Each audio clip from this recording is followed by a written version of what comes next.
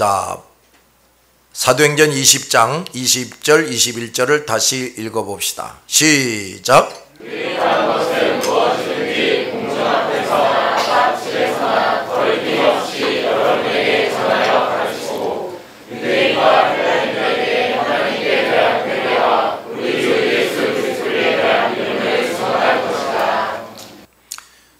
20절을 다시 보면 유익한 것은 무엇이든지 공중 앞에서나 각 집에서나 거리낌이 없이 여러분에게 전하여 가르쳤다 그랬어요. 여기서 우리 성도들과 하나님의 일꾼들이 깨달아야 할 것이 있어요. 첫째, 우리는 사람들에게, 저 교회 바깥에 있는 사람들에게 영육 간에 진정하고 완전하고 영원한 유익을 가르쳐 줘야 한다는 거예요. 그러므로 우리는 그것이 무엇인지를 잘 배우고 연구를 해야 돼요. 복음과 하나님의 진리를 정확하고 충분히 깨달아 알아야 돼요. 그것을 언제 어디서나 정직하고 정확하고 담대하게 가르쳐야 합니다. 이것을 능력 있게 해야 돼요. 그런데 이 모든 일은 그저 인간적인 공부와 연구와 연습만으로 할 수 있는 일이 아니에요. 말씀과 믿음과 성령 충만해야 하고 항상 주의 손이 함께하는 사람이 되어야 하고 성령의 세심한 지시와 인도를 받는 사람이 반드시 되어야 됩니다.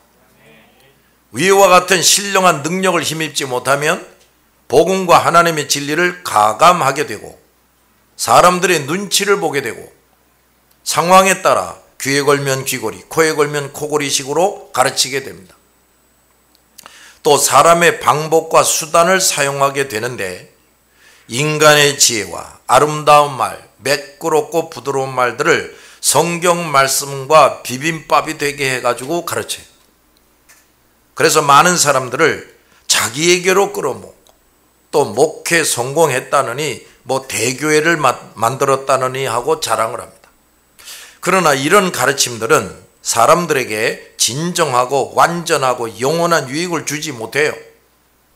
따라서 이런 거짓종들, 이 거짓종들을 따라다니는 사람들은 주님의 뒤를 따르는 것이 아니기 때문에 하나님께서 주시는 진정하고 영원한 유익을 받을 수가 없고 각자 자기의 길로, 세상의 길로 가고 있는 겁니다. 많은 목사와 교인들은 교회가 부흥하려면 사람들에게 부담을 주고 상처 주는 설교를 하지 말아야 한다. 지치고 상한 사람들을 위로하고 격려하고 칭찬해주고 희망을 주어야 한다. 긍정적인 말만 하고 부정적인 말은 하지 말아야 한다 하고 말합니다. 그 결과로 많은 사람들이 좋아하고 따라오는 것을 경험하게 돼요.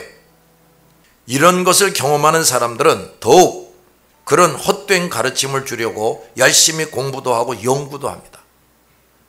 이들 중에 어떤 사람들은 꽤 성공을 해요.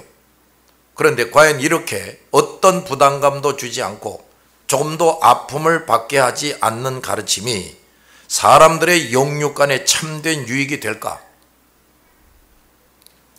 이 거짓종들은 늘 그러한 설교를 하기 때문에 그런 설교를 듣는 사람들은 하나님 앞에서 무엇이 범죄인지 도무지 알지 못해요. 교인들은 양심의 가책을 받고 있는 것까지도 종이라는 사람들이 그것이 죄라고 말해주지 않습니다. 언제나 위로해주고 격려해주고 칭찬해주면서 항상 이렇게 말합니다. 하나님은 당신을 사랑하십니다. 그래서 당신이 좀 잘못해도 결코 벌을 내리시지 않습니다. 두려워하지 마세요. 희망을 가지세요. 나도 할 수 있다고 말하며 사세요. 그러면 다 잘 됩니다. 이런 설교를 하고 있어요. 따라서 이런 말을 듣는 사람들은 거기에 또 세뇌가 돼요. 그리고 죄에 대해서 무감각해지고 결코 죄와 싸우지 않고 끊임없이 범죄하면서도 회개를 할 줄을 몰라요. 이들은 그 달콤한 마취 주사에 흠뻑 취해서 끊임없이 말씀을 무시하며 살고 자기를 부인하지 않고 어떤 십자가도 지지 않고 신앙생활을 한다고 그럽니다. 이들은 자기도 주일마다 예배 출석하고 있고 헌금도 드리고 있으니까 신앙생활을 잘하고 있다고 스스로 생각하는데 실상은 주님에게서 점점 멀어져 가고 있어요. 자신과 삶은 거룩해지는 것과 점점 거리가 멀어져 가고 있어요. 점점 더러워지고 있어요. 우리 하나님의 사람들은 사람들에게 우선 복음을 전해주고 자신이 죄인임을 인정하고 회개하게 깨우쳐줘야 돼요. 예수 그리스도를 확실히 영접하게 해야 합니다. 예수를 영접한다? 자기가 죄인이라는 걸 절실히 깨닫지 못하는 사람은 예수를 영접할 이유가 없어요. 뭐하러 예수 영접합니까? 그리고 그들이 그동안 어떤 잘못된 생활을 해왔는지 66권 성경을 가지고 자세히 설명을 해줘야 돼요. 그래서 예수를 영접한 사람들이 말씀에 자기와 삶을 비춰보고 거울에 비춰보듯이 비춰보고 날마다 회개하고 용서받고 개선되게 해야 돼요. 이것이 점점 거룩해져 가는 것이고 그리스도를 닮아가는 거라고 말해요. 또 하나님의 말씀으로 자신이 무엇을 부인해야 하는지 구체적으로 가르쳐주고 그런 삶을 살도록 날마다 가르치고 점검해 줘야 돼요. 날마다. 왜 좀 사람들이 자꾸 또 잊어버린단 말이에요. 그리고 그 자기 부인에 반드시 뒤따르는 십자가가 있다. 이걸 끊임없이 또 가르쳐 줘야 돼요. 이것을 정상적으로 하는 성도가 그것을 해나가느라고 힘들고 지치고 환난이나 핍박을 당하게 될 때 그때 그 사람에게 위로하고 격려하고 칭찬을 해주는 겁니다. 그리고 그 사람에게 당신은 주님을 잘 따라가고 있는 사람입니다. 낙심하지 말고 두려워하지 말고 또 의심하지 말고 지금처럼 신앙생활 똑바로 해나가세요. 하나님은 당신을 기뻐하시고 사랑하고 계십니다. 모든 상황을 당신의 주인이신 예수님께 말씀드리세요. 기도하세요. 당신의 그 기도는 결코 헛되지 않습니다 하고 말해줘야 된다 이 말이에요. 이것과 정반대인 삶을 살고 있는 사람들, 도무지 죄가 뭔지도 몰라, 회개할 줄 몰라, 점점 더러워져 가고 있어요. 이런 교인들에게는 이런 말을 해서는 안 돼요. 당신은 빨리 회개하세요 이렇게 말해줘야 돼요. 우리는 사람들마다 자신과 그 삶이 어떻게 잘못되고 있는 건지, 무슨 죄를 짓고 있는지, 그것을 계속하면 어떤 결과가 올지를 정확하게 말해줘야 돼요. 그것을 가르칠 때 그 사람이 반발하고 부담스러워하고 아파할지라도 그렇게 해야 돼요. 그래서 그 사람이 속히 자기의 죄를 깨닫고 회개하고 용서받게 하고 고치게 해야 됩니다. 교회 지도자들이 할 일이 바로 이런 거예요. 교인이 죄 때문에 고통을 당하고 온갖 징벌을 받고 있는 것은 도무지 모르고 그의 죄를 지적하고 책망하면 그 사람이 기분 나빠하고 상처받고 교회를 떠날 것이라고 생각해서 이런 일을 하지 않는 사람은 어리석고 무책임한 사람이, 그런 사람은 이기주의자고 교인을 진정으로 사랑하지 않는 사람이란 말이에요. 그래서 21절에서 바울은 회개하고 하나님께 돌아올 것과 우리 주 예수님을 믿으라고 선포했다 그랬어요. 회개를 모르는 사람은 예수 그리스도를 믿은 사람이 아니에요. 예수를 믿은 사람이 회개를 모르다니. 하나님께서 예수 그리스도를 이 땅에 보내신 목적은 죄인들이 자기 죄를 회개하고 용서받게 하시기 위함이란 말이에요. 근데 예수를 믿었는데 또 자꾸 죄를 짓는다. 야, 너 예수 믿어서 죄 용서받게 해주는데 또 죄 지면 되냐? 이렇게 해야지. 우리는 교인들이 좋아하고 즐거워하는 가르침이 아니고 그들에게 진정하고 완전하고 영원한 유익을 가르치는 일에 충실하고 정직해야 됩니다. 이렇게 교인들에게 진정하고 완전하고 영원한 유익을 주는 선생은 시간이 지날수록 신자다운 신자, 제자들을 길러낼 수가 있어요. 왜냐? 그 교인들은 진정하고 완전하며 영원히 유익한 가르침을 늘 받았기 때문이죠. 두 번째, 우리가 모든 사람에게 이러한 일을 중단하지 않고 능력 있게 하기 위해서 반드시 말씀과 믿음과 성령 충만한 사람이 되어야 돼요. 이것이 없이 또 이것이 부족한 사람은 진정하고 완전하며 영원한 유익을 주어야 한다는 것을 깨달았어도 그것을 제대로 할 수가 없어요. 하다가도 중단하게 돼요. 또 그 일을 열심히 하다가도 사람들이 자꾸 두려워져요. 그 다음에 상황 논리에 빠집니다. 상황 논리. 이럴 땐 이렇게, 저럴 땐 저렇게, 예? 이런 거에 빠져요. 그러니까 사람의 눈치를 보면서 말을 하게 되는 거지. 또 내가 이거 정직하게 이렇게 하다 보면은 이거 교인들이 줄어들고 교인들이 싫어해서 명절 때 생선 꼬다리 하나도 안 가져오면 어떻게 하나? 이런 걸 걱정을 해요. 또 이렇게 하다 보면 사탄의 유혹과 시험에 빠져버려요. 목사가, 전도하는 사람이. 그래서 예수님은 승천하시면서 성령 충만함을 받도록 흩어지지 말고 기다리라 하고 명령하신 거예요. 흩어지지 말고 왜 기다리라고 그랬냐? 성령 충만함을 받게 하기 위해서요. 여기서 우리는 바울의 전도와 설교에 대해서 또 잘 알 수가 있는데, 첫째, 바울의 설교, 전도는 공적으로, 사적으로 각계각층에 행해졌다 하는 겁니다. 공중 앞에서나 각 집에서나 전하여 가르쳤다 그랬어요. 바울은 아무리 위험한 상황이 예견되어도 사람들이 많이 모이는 곳을 먼저 찾아가서 복음을 전했어요. 야, 이거 내가 또 저 사람 많은 모이는 데 가서 전도하면은 또 엄청난 반발이 생길 텐데, 뻔히 알고 있는데도 그 많은 사람들이 있는 곳에 가서 전도를 하는 거예요.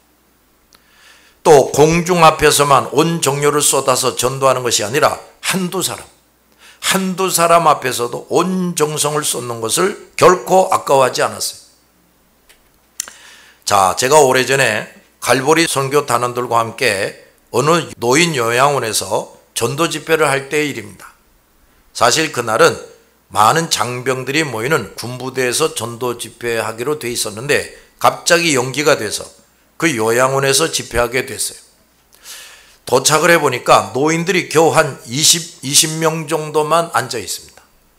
근데 왠지 그날따라 또 몹시 피곤하게 느껴졌어요. 순간적으로 여기는 사람도 많지 않으니까 말씀을 줄여서 하자 하는 생각을 가졌어요. 그런데 내가 복음을 전하기 위해서 그 노인들 앞에 딱 서서 보니까 그분들은 다른 요양원에서 본 노인들보다도 더 허약하고 불편해 보이는 노인들이었어요. 머리도 제대로 가눌 수 없어서 머리가 이렇게 기울어진 채 간신히 휠체어에 기대서 앉아 있거나 고통스러운 것을 참고 앉아 있거나 이제 이 세상을 들질 날이 얼마 안 되어 보이는 분들이 이 목사를 물끄러미르고 쳐다보고 있습니다. 그들을 보는 순간에 마음이 울컥했어요.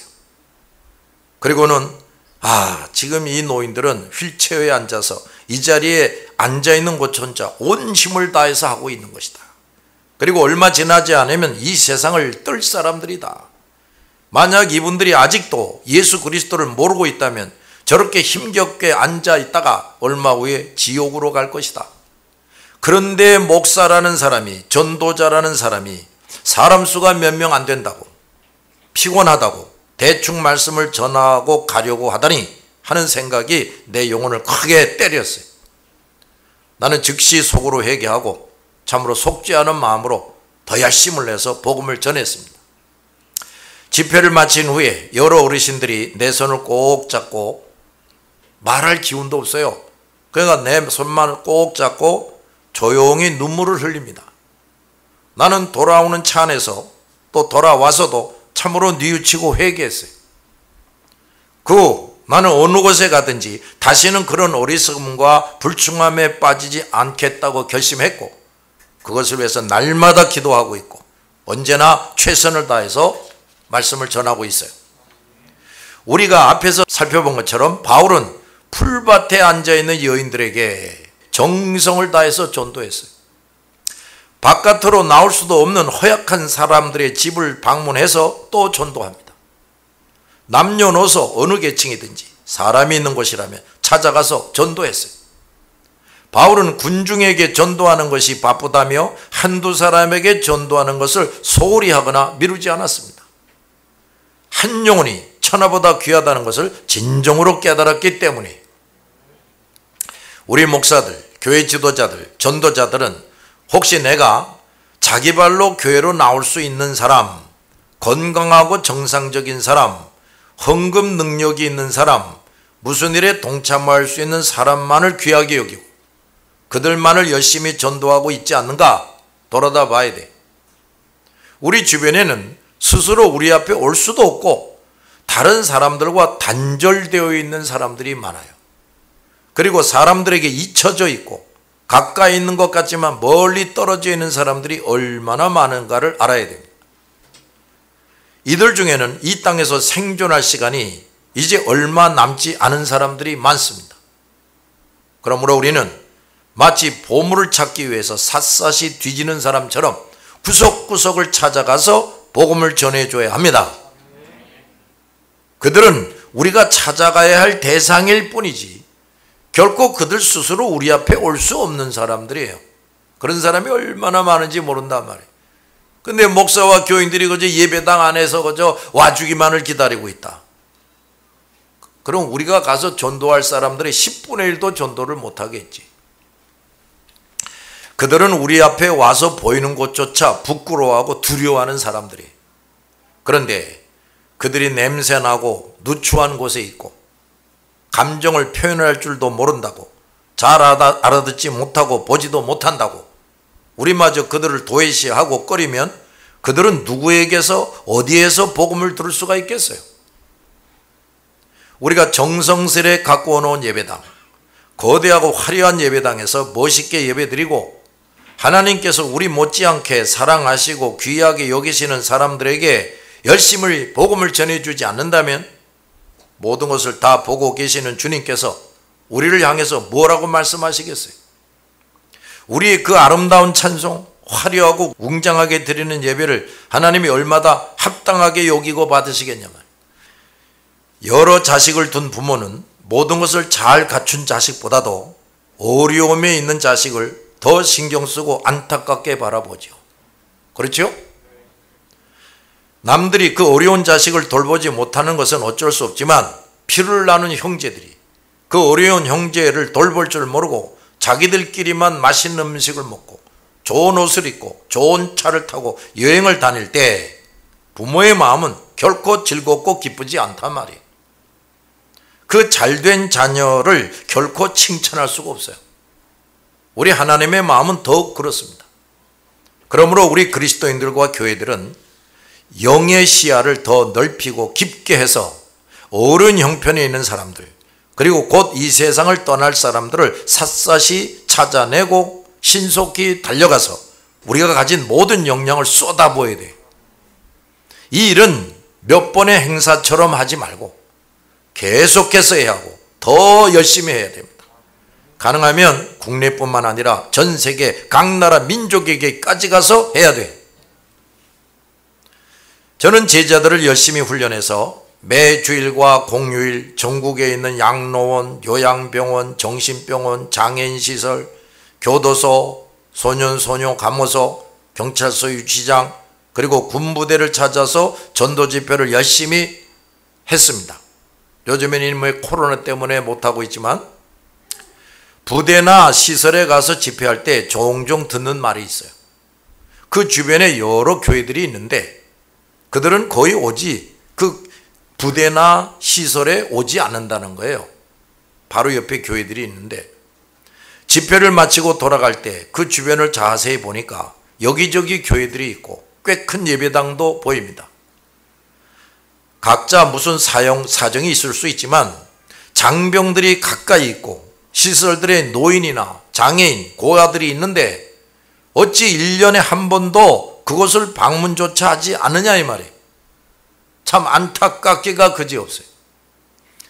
그러나 어떤 교회들은 수시로 목사들과 성도들이 먹을 것을 마련하고 가서 그 군인들에게 또 노인들에게 또 어려움 당하는 사람들에게 사랑을 나누어 주고 복음을 전하는 교회들도 있어요.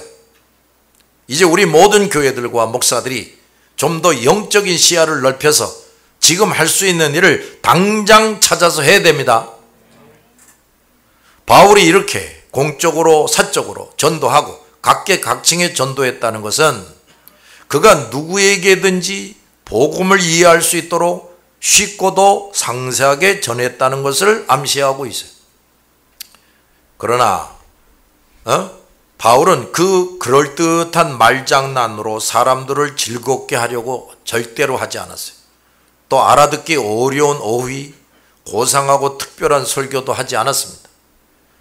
자신이 다른 사람보다 설교를 잘한다는 말을 결코 들으려고 하지 않았어요. 복음을 가감하지 않고 알아듣기 쉽게 그리고 분명하게 전했습니다. 이것이야말로 바울이 가진 가장 큰 장점이고 힘이었어요. 그 설교야말로 진정하고 완전하며 영원한 유익을 주는 참된 것이었습니다. 따라서 그의 가르침은 사람들이 쉽게 받아들일 수 있고 또 매우 효율적으로 자신의 삶에 적용하게 했습니다. 두 번째, 성령의 능력이 역사해서 사람들이 큰 감동을 받고 예수 그리스도를 분명하게 영접하고 사람이 변화되고 삶이 변화되게 하는 설교였어요. 그래서 마술과 미신에 빠진 자들이 회개하고 모든 곳에서 떠나고 그들이 소중히 여기던 책들을 다 불태워버렸어요. 많은 사람들이 그리스도의 제자가 되고 바울과 더불어 온갖 고난을 기꺼이 당하면서 함께 복음을 전하고 그리스도의 교회들을 튼튼히 세웠습니다. 이 모든 것은 그들이 확실히 예수 그리스도를 믿지 않고는 할 수가 없는 일이에요. 이토록 성령의 강력한 능력이 바울의 설교를 통해서 수많은 사람들에게 나타난 것입니다. 세 번째, 바울의 설교는 거리낌이 없이 복음과 말씀을 전하여 가르치는 것이었다. 거리낌이 없이 너희에게 전하여 가르쳤다 그랬습니다. 그는 그 앞에 있는 사람들이 어떤 사람들이든지 신경 쓰지 않고 복음과 말씀을 빼거나 건너뛰지 않고 언제 어디서나 정직하게 전했습니다. 그가 가르치는 말 중에 어떤 말은 그것을 듣는 대상자에 따라서 큰 반발이 일어나고 소동이 일어날 수가 있는데도 또 그것을 누구보다도 바울이 잘 알아차릴 수가 있었는데 항상 똑같이 가르치고 전했습니다. 그는 이런 설교 때문에 많은 고통을 치르고 자신이 악의에 노출되는 상황을 끊임없이 만났어요. 그럼에도 그는 언제나 거리낌이 없이 복음과 말씀을 가르쳤습니다.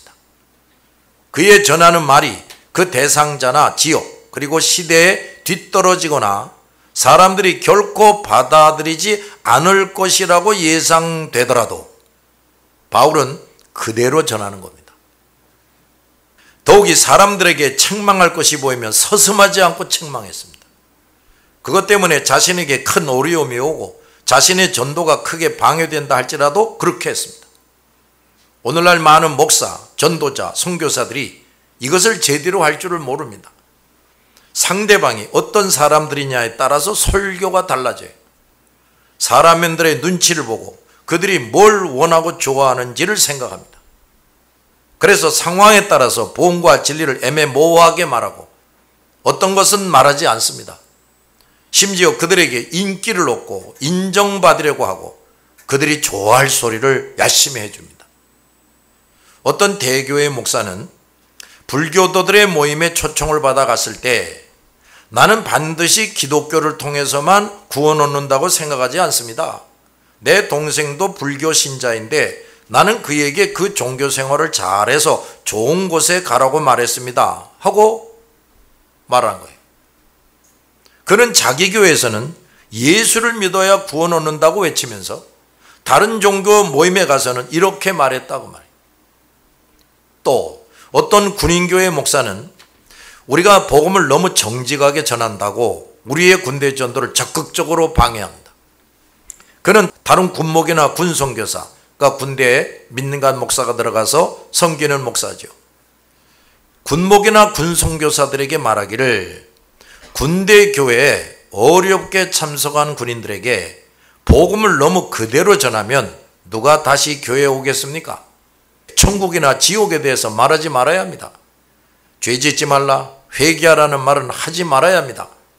위로해주고 격려해주고 희망을 불어넣어줘야 합니다. 하고 가르친다 이거예요. 또 그 목사는 여자 가수들을 가끔 불러가지고 반나체 의상을 입고 춤추고 노래 부를 때 군인들이 가득하게 모이고 좋아하는 것을 보면서 또 목사들에게 말하기를 저거 보세요. 애들이 얼마나 좋아합니까? 이렇게 해야 애들이 교회에 더 많이 나옵니다. 너무 성경을 가르치려고 하지 마세요. 참모 목사가 그 밑에 있는 목사 보고 이렇게 말하는 거예요. 또 어떤 군 목사는 우리 간사와 통화 중에 말하기를 김 목사님의 설교는 진정한 복음입니다. 또 단원들의 워십과 뮤지컬도 큰 감동이 됩니다. 하나님이 함께 하시는 것을 저도 분명히 인정합니다. 그런데 주변에서 갈보리 집회에 대해서 부정적인 말들을 하고 있습니다. 사실 저희 교회에도 갈보리 선교단이 다녀간 후에 주일날 모이는 숫자가 오히려 줄어든 때가 있었습니다. 저도 이런 현실을 무시할 수가 없네요 하면서 슬그머니 우리가 그 부대에 가서 전도 집회하는 것을 거절했어요. 우리 집회 후에 참석하는 숫자가 왜 줄어드는지 그 원인을 정확하게 알아볼 필요가 있겠죠. 그 목사는 우리가 복음을 진실하게 전하고 하나님이 함께하는 것을 알았다고 말하면서 누가 그 복음을 전하는 것에 반대하고 압력을 준다고, 또 주일에 참석하는 인원이 줄었다고 복음을 군인들에게 전하는 것을 거절한다면 그 사람이 전도자입니까? 그 사람이 그 목사예요? 아무리 복음에 대해서 저항과 반대가 있더라도 그것이 복음이라면 어떤 손해나 비난을 무릅쓰고서라도 그것을 이겨내야 마땅하지요.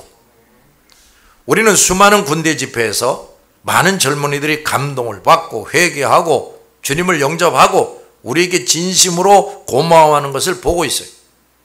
그들 중에 결코 복음을 받아들이지 않고 싫어하는 사람도 있다는 것을 압니다.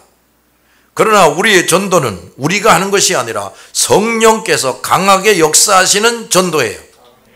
그래서 지금까지 43년 동안 중단 없이 매주일 공휴일에 전국의 군부대에 가서 전도하고 있었어요.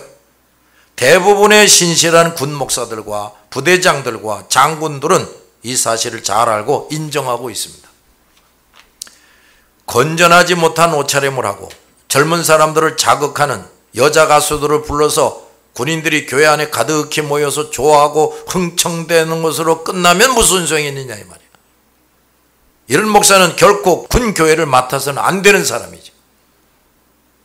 우리 목사들이 잊지 말아야 하는 것은 우리가 아무리 사람들을 즐겁게 해주고 인간의 방법으로 사람들을 교회에 이끌어도 성령께서 그들 영혼을 거듭나게 하시고 자신이 죄인이라는 것과 그 죄악들을 회개하고 용서받아야 한다는 것을 깨닫게 하시고 예수 그리스도의 죽으심과 부활, 천국과 지옥이 있음을 믿고 받아들이도록 성령이 역사하지 않으면 저들에게 진정한 유익을 줄 수가 없고 영생 구원과 거리가 멀어지게 된다는 거죠. 그런데 인간적인 방법으로 사람들을 모으고 복음이 아닌 이와 뼈가 다 빠져버린 복음, 그리고 하나님의 말씀이 아닌 인간의 위로와 격려와 희망을 주는 설교에 성령의 역사가 나타날 수가 없어요. 어찌 사람의 말초신경이나 자극하고 더 죄악을 즐기게 하고 악한 영들로 하여금 그 사람들의 영을 흥분시키고 사로잡게 하면서 저들이 예수 그리스도를 믿고 사람이 변화되고 삶이 변화된다고 생각할 수가 있느냐 이 말이에요. 이런 생각을 하는 사람은 그 사람들의 구원이 아니라 자기의 이익을 목적으로 삼고 있는 사람이에요. 이런 사람은 반드시 큰 잘못을 회개해야 됩니다. 그렇지 않으면 자신도 안 들어가고 남도 못 들어가게 하는 악한 자가 되는 겁니다. 목사들과 전도자들은 바울처럼 복음과 진리들을 거리낌이 없이 증거하는 데 어떤 희생과 손해도 무릅써야 하고 목숨까지 걸어야 됩니다.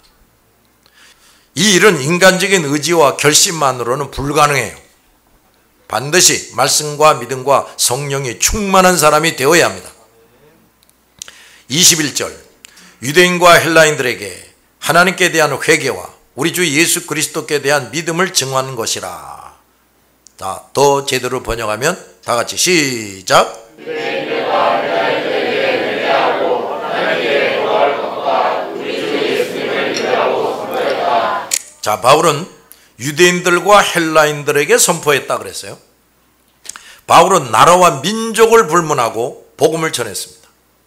이는 주님께서 땅끝까지 이르러 내 증인이 되라 하신 것을 그대로 순종하는 겁니다. 우리 주님은 우주 만물을 만드시고 모든 인간을 통치 주관하시는 분입니다. 이 하나님께서 먼저 믿은 그리스도인들에게 나라와 민족을 불문하고 가서 전도할 사명과 특권을 주신 거예요. 그러므로 우리는 우리 동네, 우리 민족만 볼 것이 아니라 전 세계를 보고 주님처럼 전 세계 사람들에게 관심을 기울이고 복음을 전해야 합니다. 그것이 주님의 뜻이고 우리에게 주신 명령이라고 말해요. 우리는 전 세계 사람들에게까지 복음을 전파할 수 있는 준비를 항상 잘해야 됩니다. 주님이 그저 어느 때든지 어디 가라 하면 알겠습니다 하고 곧바로 갈 수 있도록 준비를 해야 돼요. 즉 전 세계에 나가서 복음을 전할 수 있는 믿음을 키워야 하고 전 세계 사람들을 사랑하는 마음을 키워야 돼요. 그리고 할 수 있는 대로 각 나라 언어도 익혀야 하고 건강한 육체도 만들어야 됩니다. 또 각종 은사도 받아야 하고 말씀, 믿음, 성령이 충만한 사람 되기 위해서 힘써야 됩니다. 이러한 사람이 땅끝까지 갈 수가 있는 거예요. 주님은 바울을 비롯한 사도들과 그들의 제자들이 모두 이런 사람이 되게 한 다음에 각 나라 민족에게 가서 복음을 전하게 하신 겁니다. 아무나 가서 전도하게 한 게 아니라고요. 사도행전은 이런 중대한 가르침을 우리 모든 교회들에게 주고 있습니다. 기도합시다.